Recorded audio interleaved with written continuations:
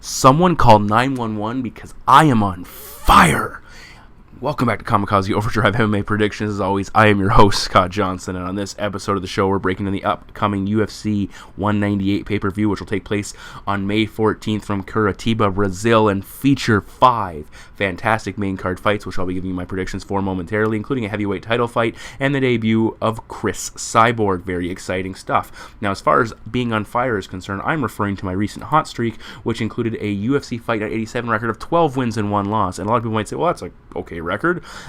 There were 4 major upsets that I predicted. Ulka Sasaki, Reza Madadi, Josh Emmett, and Gunnar Nelson all picking up upsets as underdogs that no one expected to win, or at least a lot of people didn't expect to win, but I came through with those solid victories. The only fight I got wrong, Chris Wade dropping a decision to Rustam Khabilov.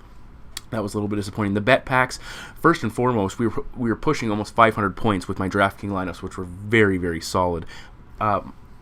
As far as the return of the bet packs, I picked up, I think it was 65.66 units, which is decent. It's more than a profitable night, doubles your money. I missed out on making it close to 250 units by 30 seconds with Nikita Krylov not able to finish his opponent inside the round and a half mark. So the props were disappointing. Everything else was fantastic. Reza Madadi was my number 1 play. Gunnar Nelson number 2. Sasaki and Emmett rounding out the 4-5. Wade had snuck in there at number 3. So I'm coming off a fantastic showing. Over the last 4 events, I've gone 12-1, 11-1, 8-3, and 11-2. So doing the math quickly, that's what? 23-2, 31-5. I have gone 42-7 over the last 4 events. So I've got 7 fights wrong pretty much over the last 50 fights I've predicted. That is pretty damn impressive. And so, you know, I have some downtime, obviously. Before that, I went 3-9 on a show at UFC 185, UFC Fight Night 85.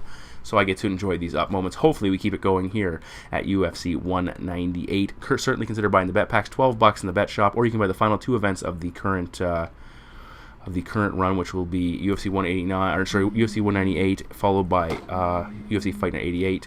So you'll be able to purchase those 2 in a pack for a slightly discounted price.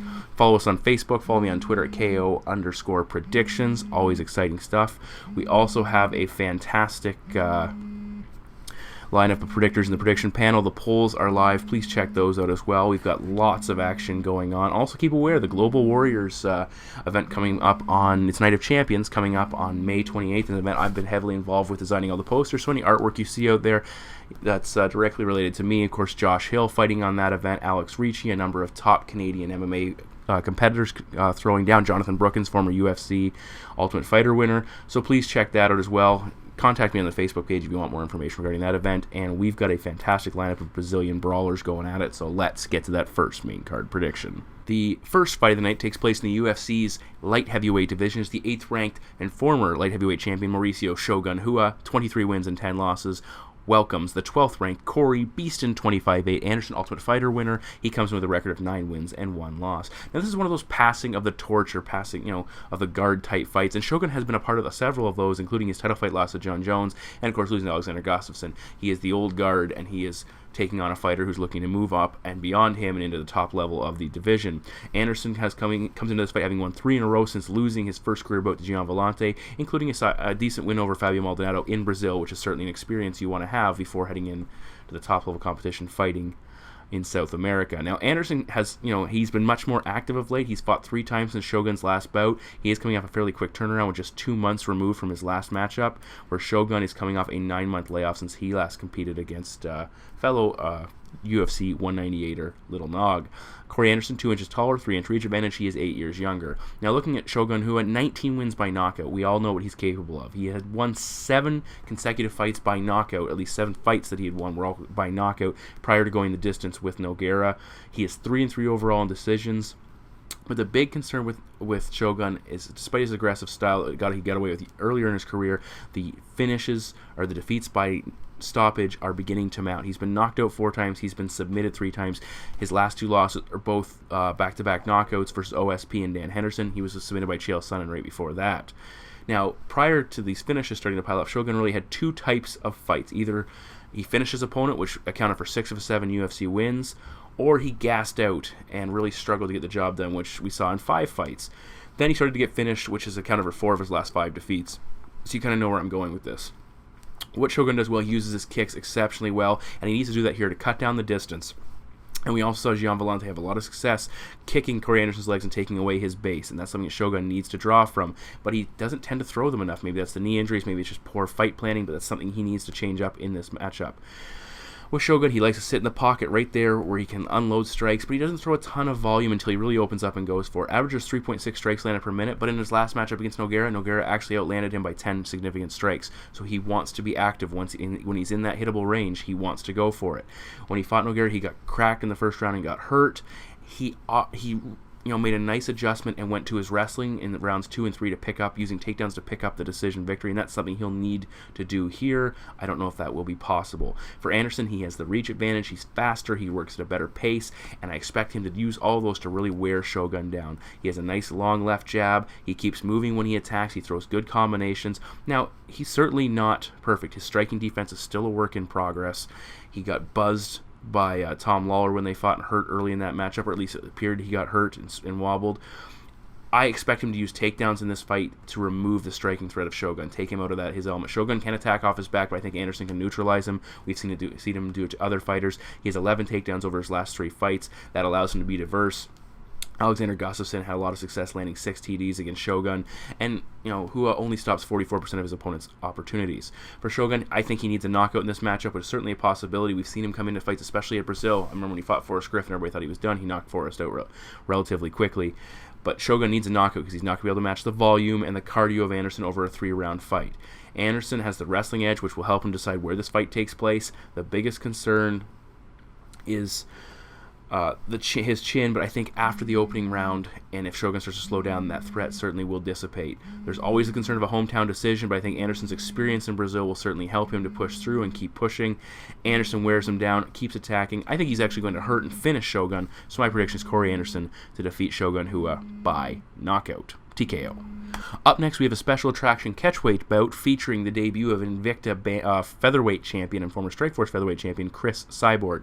15 wins, 1 loss, and 1 no contest, taking on Leslie the Peacemaker Smith. 8 wins, 6 losses, and 1 no contest. And right off the bat, everybody's asking, why is Cyborg fighting somebody like Leslie Smith, who's only had mediocre success in the UFC? It's because Leslie Smith is the only person, and pardon the ironic aspect of this here, Leslie Smith is the only person who had the big enough balls to step up and say, yeah, I'll fight Cyborg. She has nothing to lose, everything to gain, and she is going for it despite how dangerous her opponent is. Now, this is the debut for Cyborg, so a lot of pressure coming into this because she knows what lies ahead of her if she can get going. She's also cutting to 140 pounds, which could be a bit of an issue. You never know. That 5 pounds can cause, play havoc with your physical conditioning, play havoc with how you feel coming into a fight.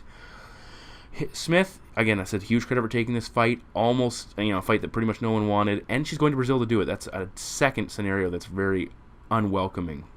Physically, Smith is 1 inch taller. Cyborg will have a 3-inch reach advantage, and she happens to be 3 years younger than Leslie. Smith, 4 wins by knockout, 4 and 5 in going the distance. She has 1 loss by TKO when her ear exploded against Jessica I. For Cyborg, we all know what she's all about. 13 wins by knockout, most of them by TKO. She's 2-0 going the distance. Both came very early in her career before she became an absolute berserker. Her only loss in her pro career came in her professional debut. It came by submission. 5 of her last 6 fights have ended in the opening round. Now with Cyborg, she's a power striker based in Muay Thai, versus Leslie Smith, she's an aggressive volume striker. Smith sticks in the pocket. That's what she does well. Keeps firing kind of that Nick Diaz style. That's what she trains with. She took out Jessamine Duke along the cage with her volume, worked to the body well, just beat her up exceptionally well. 5.27 strikes landed per minute, which is a solid number. The problem is she's exceptionally hittable. 8.46 strikes landed per minute. Sarah Kaufman lit her up twice with ridiculous volume. Now Smith did drop her with a head kick in the first fight when they faced Invicta, but Kaufman's volume and power certainly carried those fights. Jessica I had similar success in that matchup as well. Now for Cyborg, she has violent knockout power. Opponents that she that she fights talk about being able to stand in there with, and they taste that power, and it's a whole other ball game, and they go down. She can also work on the ground. Smith stands directly in front of her opponents. She can give up takedowns. She can be taken down. And if Cyborg gets on top of you, look out for that thunderous ground and pound. She will go to work.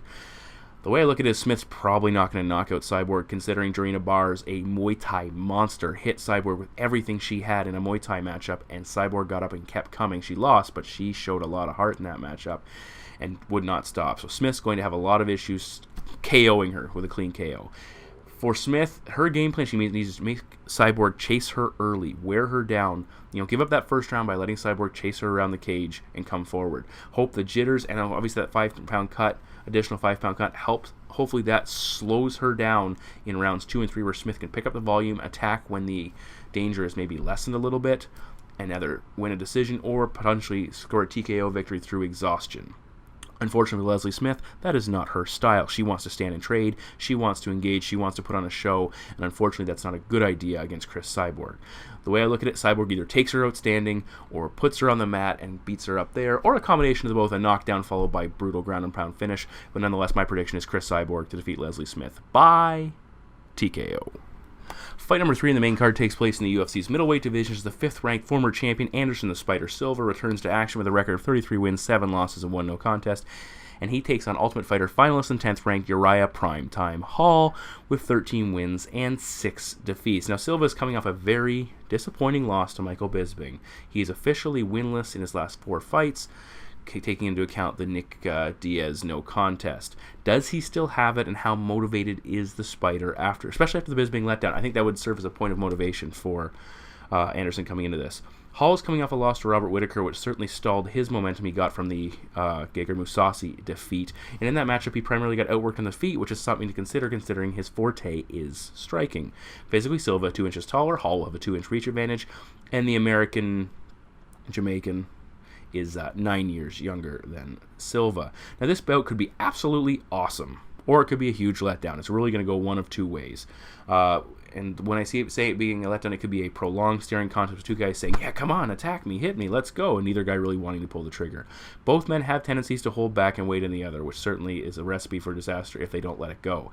Anderson is at his best when his opponent is being aggressive, and he can sit back, get their timing, and counter them as they come in. But Bisping did an excellent job of pushing the pace, being aggressive, not leaving openings to get countered, and it just kept working, with the exception of that big knee that almost took him out at the end of that fight, or end of, I think it was the 3rd round.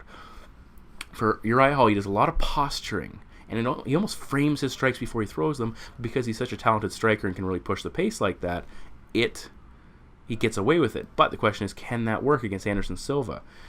Has Silva lost a point where he will struggle, a step to the point where he will struggle with this style?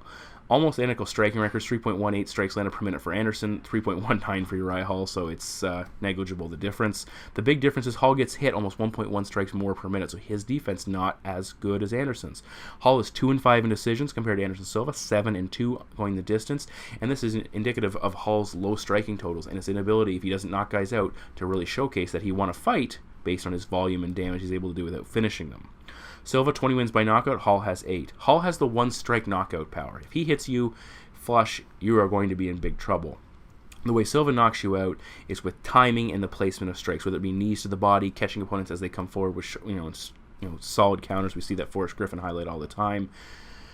The other thing is, the Brazilian is known for having a fantastic chin, but he got knocked out by Chris Weidman. There was his only real legit knockout of his career. Has he lost that ability to take punches? We don't know. Bisping hit with a number of good shots and appeared to wobble him a couple of times. And again, if Uriah Hall catches him flush, he could very well knock him out. The big thing I look at is Uriah Hall has had a lot of issues. Before we get to that, Hall, on the mat's another question. Could Anderson Silva look to take Uriah down and work him there? He's got a very good ground game. Uriah Hall has proven susceptible to that, and that's something Anderson can look for. I really struggle to believe that'll actually happen. The thing with Uriah Hall is he has a tendency to get into his own head, not let his hands go, overthink things, overanalyze, and simply not pull the trigger. Additionally, you have Anderson Silva, who is the ultimate head game player, and I think that's going to play a role here, and I think he's going to have Uriah Hall second-guessing himself all fight.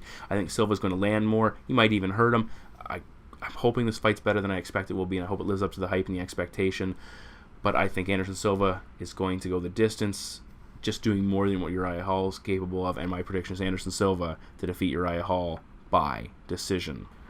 In the co-main event of the evening, we're in the UFC's middleweight divisions. The number 2 ranked Ronaldo Jacare Souza, 22-4-0 with 1 no contest. Former Strikeforce champion takes on former UFC champion, the Phenom Vitor Belfort, currently ranked 3rd in the division. He has a record of 25 wins and 11 losses. Now, this fight will play a big role in the future of the middleweight title scene. If Jacare wins, he faces the winner of Weidman Rockhold, no questions asked. If Belfort wins and Luke Rockhold wins, I imagine they set up that rematch. I can't imagine them putting Belfort back in there with Chris Weidman ASAP.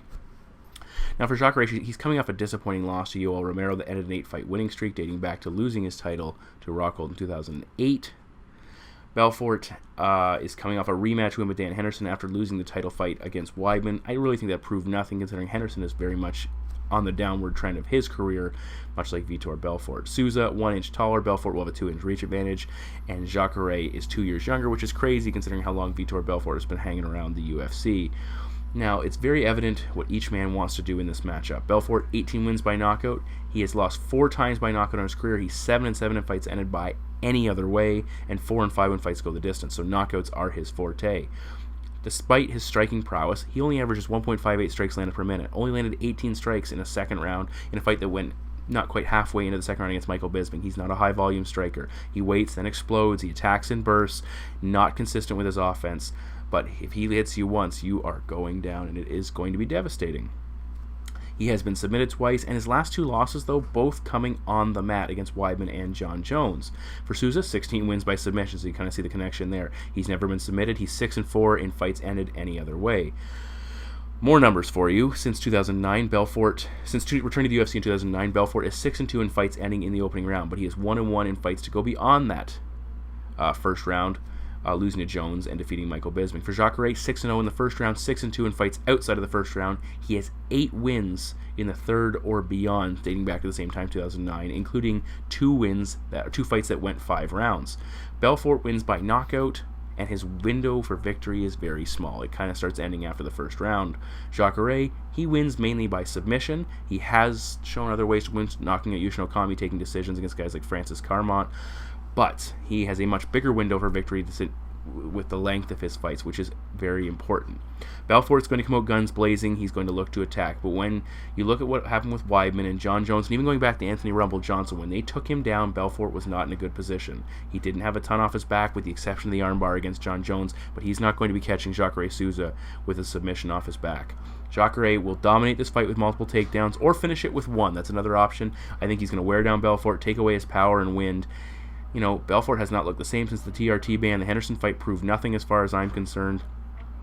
I think he'll come out with 1 really dangerous flurry, possibly 2, like we saw against the Weidman fight. Jacare needs to, counter with takedowns, avoid it, and my prediction is Jacare Souza to defeat Vitor Belfort by submission.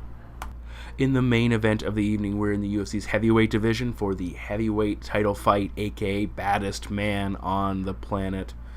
I think there's a couple other people out there who might stake a claim to that. Nonetheless, the champion, Brazilian Fabricio Vai Cavalo Werdum, with a record of 20 wins, 5 losses, and 1 draw, takes in the number 2 ranked American-born Croatian Stipe Miocic with a current record of 14 wins and 2 defeats. Now, this is the first attempted title defense for Fabricio.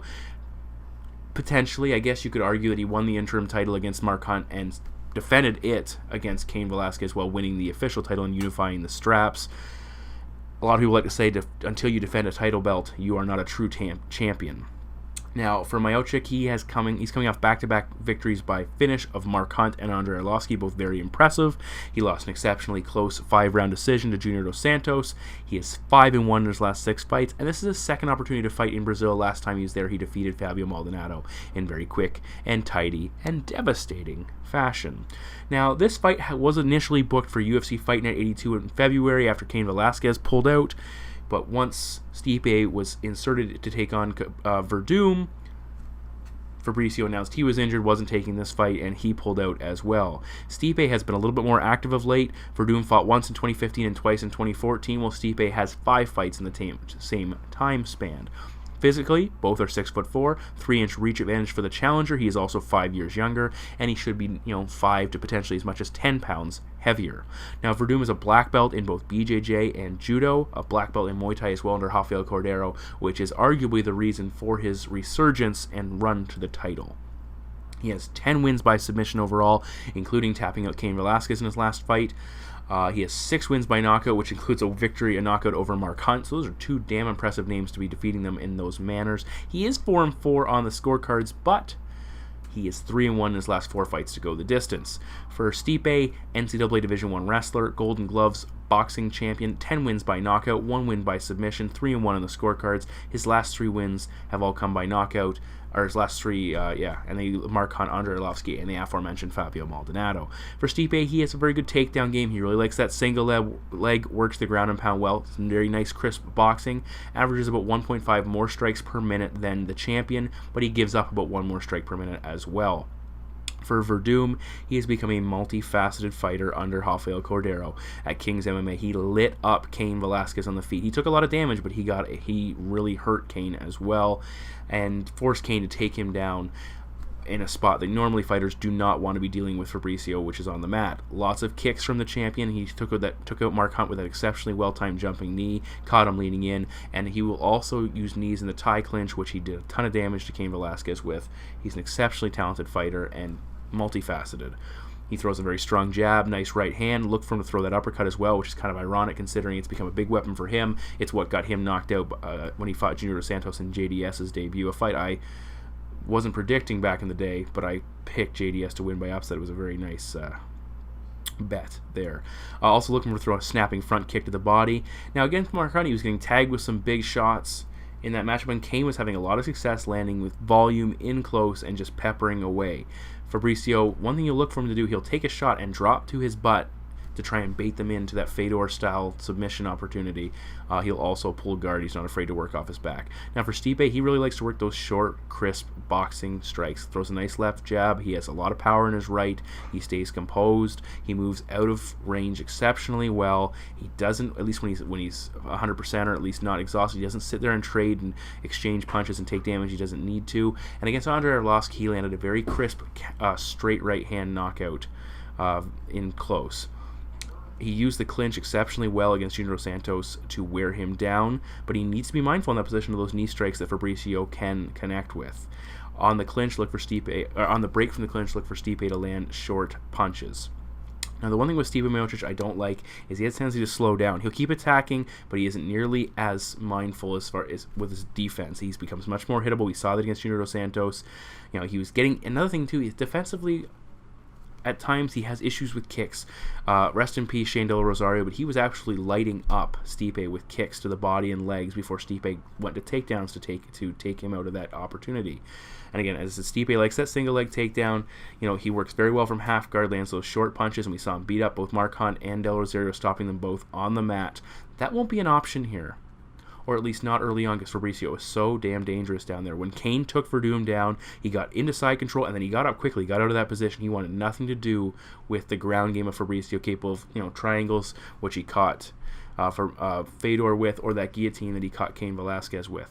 The way I look at it here, and I wanted to take the challenger, and I really looked very hard at taking Stipe Miocic here, but Werdum is the more layered fighter. He's a grappler and a striker. He's the more dangerous fighter on the mat, and I think he has a little bit more to offer on the feet. Maybe not the knockout power of Stipe, but look for those kicks to play a big role when Fabricio lands them, because he's not afraid to go to the ground. He can throw anything he wants. He's not afraid to be taken down.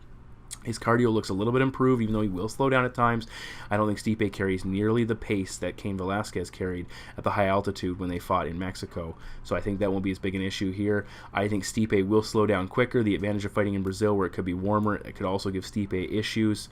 I think Werdum might hurt him on the feet. He's eventually going to force Miocic to fall back on his wrestling, look for a takedown, and that's where he's going to catch him. So my prediction is Fabricio Werdum to defeat Stipe Miocic by submission and retain his heavyweight title. So those are my 5 main card UFC 198 predictions. All of my preliminary predictions, there will be 8 of them, will be available at kamikazeoverdrive.net. Please check them out. Consider buying the bet packs. I've been on fire of late producing winners. You can't win if you don't buy. Certainly, sorry, that's an incorrect statement. You can win on your own, and certainly that's possible because I have all kinds of bad days, but I've had a lot of good days of late, and I look to keep it rolling here at this show. And we have a little bit of a break coming up, and if you're going to buy UFC Fight Night 88, which is coming into us in 2 weeks, you're going to get a little bit of a discount if you buy the last 2. That would be fantastic. As always, I appreciate my customers. I know I do have my naysayers out there, and some of them I'm able to, have a reasonable conversation with, and we figure things out like I did with one. There's another guy who tends to rag all over me, and it's just annoying as hell, but whatever, that's all it is. Trolls will be trolling, if you will. As always, follow me on Twitter. KO _predictions, or at KO _predictions. Follow me on Facebook as well. I like to post as much as I see, forward, share news. All my stuff is posted on there as far as predictions and everything is concerned as well. Check that out, and thank you for tuning in, and I will see you after the bell. Take care, guys.